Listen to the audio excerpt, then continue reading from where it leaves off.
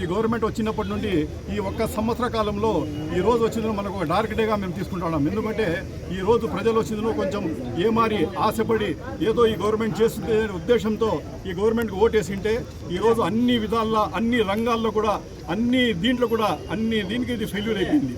మన example ఎత్తుకోండి, even లాస్ట్కు ఏ రంగంలో కూడా ఎత్తుకోండి, ఈవెన్ టెంపుల్స్లో కూడా మన వీళ్ళ రాజకీయ కక్షతో అతి పవిత్రమైన లడ్డూల్ని కూడా అపవిత్రం చేసేదానికి వీళ్ళందరూ దాన్ని కూడా రాజకీయాలు చేశారు.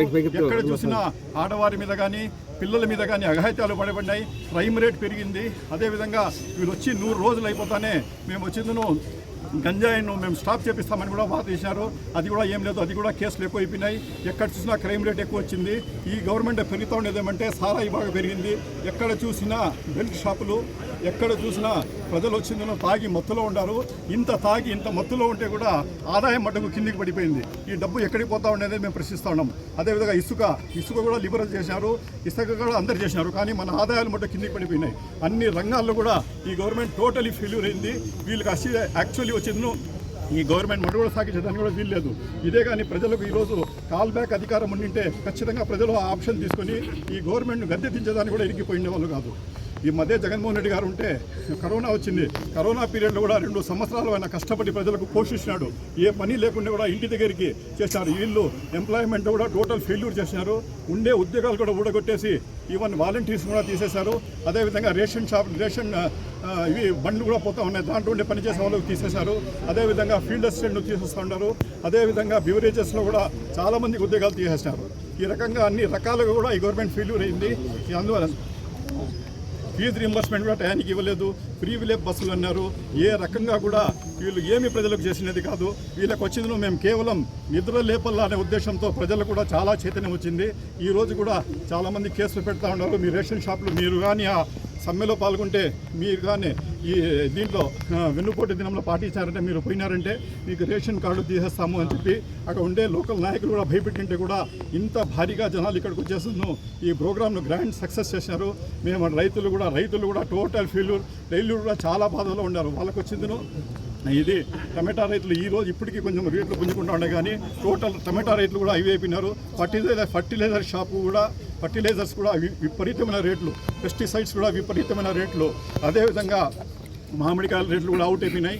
రైతులందరూ బాధలో ఉన్నారు. 1994 ఎన్నికల తర్వాత నారా చంద్రబాబు నాయుడు గారు ఆయన సొంత మామగారు అయినటువంటి నందమూరి తారక రామారావు గారికి వెన్నుపోటు పొడిచారట అని అప్పట్లో మేము విన్నాం. అంటే ఇప్పుడు మా వయసు ఉన్న వాళ్ళం అప్పుడు విన్నాం.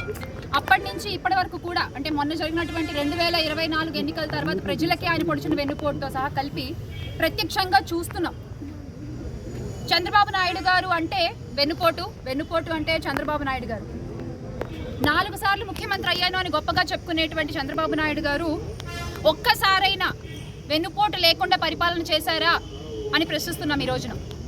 ఈ రోజున దేని నుంచి మొదలు పెట్టాలి అర్థం కావట్లేదు. అంటే పసికందుల దగ్గర నుంచి రక్షణ కల్పించలేని ఈ కూటమి ప్రభుత్వం ఆడపిల్లలకి పొడిచిన వెన్నుపోటు దగ్గర నుంచి మొదలు పెట్టాలా? అబద్ధపు హామీలతో గద్దెనెక్కినటువంటి కూటమి నాయకుల గురించి మాట్లాడుతూ మొదలు పెట్టాలా? రైతుల కన్నీటి తడి నుంచి మొదలు పెట్టాలా?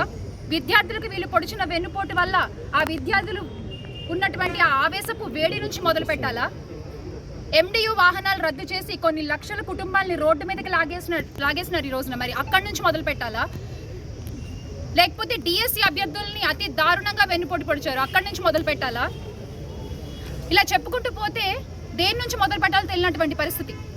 సంవత్సర కాలం పూర్తయింది కూటమి ప్రభుత్వం అధికారంలోకి వచ్చి.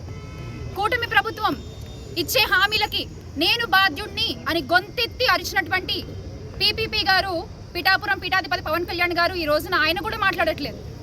మరి ఆయన దగ్గర నుంచి మొదలు పెట్టాలా?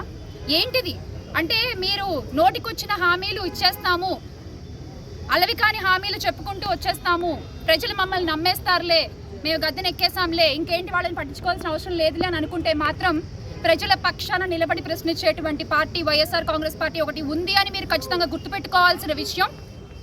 మీరు మర్చిపోతే మీకు గుర్తు చేయడానికి మా పార్టీ కార్యకర్తలు పల్లె పల్లెలో, మండలంలో, గ్రామంలో, వాడలో ప్రతి చోట ఉంటారు. ఈ రోజున వైఎస్ఆర్ కాంగ్రెస్ పార్టీ కార్యకర్తకి ఎదురు నించుని మాట్లాడలేనటువంటి పరిస్థితుల్లో కూటమి ప్రభుత్వం ఉంది.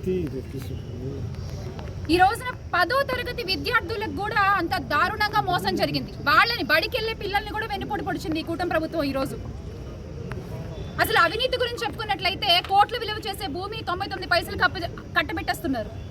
ఇలా చెప్పుకుంటూ పోతే చాలా ఉన్నాయి. మీకు నేను విత్ ప్రూఫ్స్ మాట్లాడుతున్నాను. ఇగో చూడండి, ఆ పాప వాళ్ళ పత్రికల్లోనే ప్రచురించారు, ఈనాడులోనే ప్రచురించారు.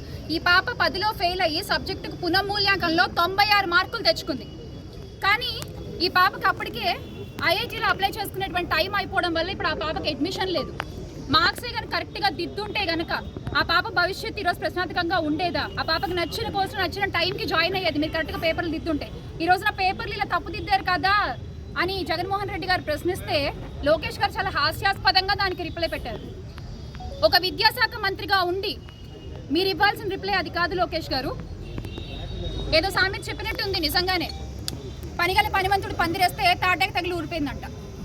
అలా ఉంది ఈ రోజున కూటమి ప్రభుత్వం. అలాగే మీరు చూసుకున్నట్లయితే ఆ రోజు ఎన్ని అబద్ధపు ప్రచారాలు చేశారు వాళ్ళు. 14 లక్షల కోట్ల అప్పులు అన్నారు, కానీ వాస్తవం 3.39 లక్షల కోట్లు మాత్రమే. విశాఖలో 25,000 కేజీల డ్రగ్స్ అన్నారు, కానీ అది డ్రగ్స్ కాదు డ్రై ఈస్ట్ అని మళ్ళీ వాళ్ళు ప్రూవ్ చేశారు. రేషన్ బియ్యం తరలిస్తున్నారు, సీజ్ ద షిప్ అంటూ అప్పో మామూలు హడావుడు చేయలేదు మన ఉప ముఖ్యమంత్రి గారు అయితే. కానీ అలాంటిది ఏమీ లేదు. ఆపినందుకు మళ్ళీ 7 కోట్లు ఫైన్ పడింది. ఇది ఎవరు కడతారు? ప్రజల సొమ్మే కదా.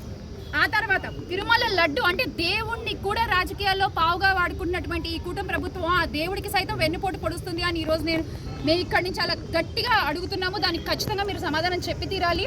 ఆ దేవుడు రాజకీయాలు వద్దు. సుప్రీంకోర్టు కూడా చెప్పారు మీరు ఇలాంటివి చేయడం మాలవి కాదు అని. అలాగే సెకీ యూనిట్ విద్యుత్తు ₹2.49 దోచిపెట్టారు అని ఆ రోజున ఆరోపణలు చేశారు. కానీ సెకీ సక్రమే యాక్సెస్ యూనిట్ ₹464.60 దోచిపెడుతున్న బాబు గారు ఈ రోజున చెప్పండి మరి ఎవరు అబద్ధాలు చెప్పారు? ఎవరు ప్రజలకి విష ప్రచారాలు చేసి ఎవరు ఈ రోజున రాష్ట్ర ప్రజలకి వెన్నుపోటు పొడుస్తున్నారు? బినామీలకి మాత్రం ముద్దుగా చక్కగా బాబు గారు ఏది కావాలంటే అది పెట్టుకుంటారు, కానీ రాష్ట్ర ప్రజలకి మాత్రం ఏది వద్దు. ఇది వెన్నుపోటు కాదా అని అడుగుతున్నాను నేను. ఈరోజు ఖచ్చితంగా మనం ఇవన్నీ కూడా అడగాల్సిన పరిస్థితి. అందుకే జూన్ 4వ తారీఖున సంవత్సర కాలం పూర్తయింది కాబట్టి కుటుంబ ప్రభుత్వం అధికారంలోకి వచ్చి అంటే ఎంత ఎక్స్పీరియన్స్డ్ సీఎం అని ఆయన అన్నారు కదా, నిజంగానే ఒప్పుకోవాలి ఆయన్ని. ఎందుకు అంటే జగన్మోహన్ రెడ్డి గారు ఒక్కసారి ముఖ్యమంత్రిగా ఉన్నప్పుడు 5 ఏళ్ల కాలంలో చేసినటువంటి ఆయన అప్పుల్లో చంద్రబాబు నాయుడు గారు 40% అప్పుడే మొదటి ఏడాదిలోనే చేస్తారు. ఎక్స్పీరియన్స్ 4 సార్లు ముఖ్యమంత్రిగా ఉన్నారు కదా ఆయన. 40 సంవత్సరాల ఇండస్ట్రీ కదా. ఖచ్చితంగా ప్రజలు కోరుకున్న పాలన వైఎస్ జగన్మోహన్ రెడ్డి గారి పాలన. ప్రజలు మళ్ళీ అధికారంలో చూడాలనుకున్నటువంటి పార్టీ వైఎస్ఆర్ కాంగ్రెస్ పార్టీ. ఈ రోజున టీడీపీ కార్యకర్తలు కూడా వైఎస్ఆర్ కాంగ్రెస్ పార్టీ వైపు చూస్తున్నారు అంటే దానికి కారణం మీ పాలన మాత్రమే.